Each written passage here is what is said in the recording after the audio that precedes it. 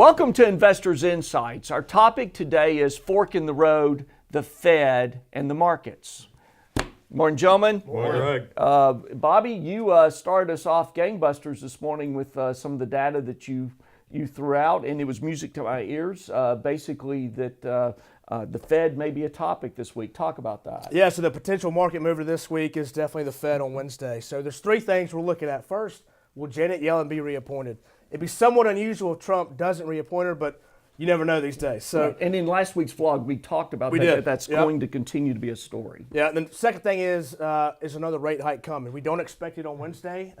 In December, it's kind of 50-50. Inflation's saying no, but global growth is saying yes. So, and then the third thing is the Fed balance sheet. So when will the Fed start selling their bonds? Their balance sheet has gotten too big. And so we're watching the Fed closer this week. And selling those bonds can impact portfolios. Oh yeah, $4.5 trillion is a lot of money to move around. And directly, the Fed owns over $2 trillion in mortgage debt. And so that's how that can really impact individuals. They can see it right away. This year, the 30-year mortgage rate has actually dropped. The Fed's raised interest rates, but the mortgage rate has dropped from 4.32 to 3.78%. Who would have thought that? I know, right? Coming into the year, we all thought rates were at least going, if not going up, at least staying flat, down. Right. So on a $100,000 30-year mortgage, that's over $11,000 in savings.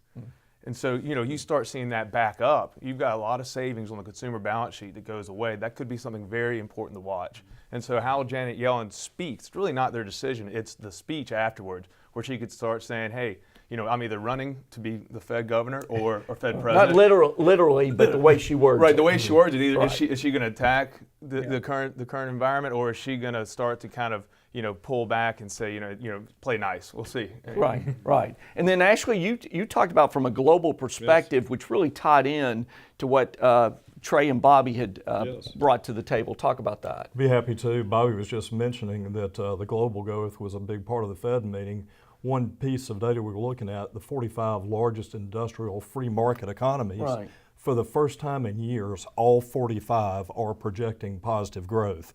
And the reason they're projecting positive growth is they're making things and selling things, as opposed to central banks having the world awash in cheap money. Yeah. And that's a good thing. Yeah, it is a good thing, and that's also why we picked the topic, fork in the road, Fed and markets. In 2015, 2016, we were very concerned that central bankers had taken full control of all the economies. Forever.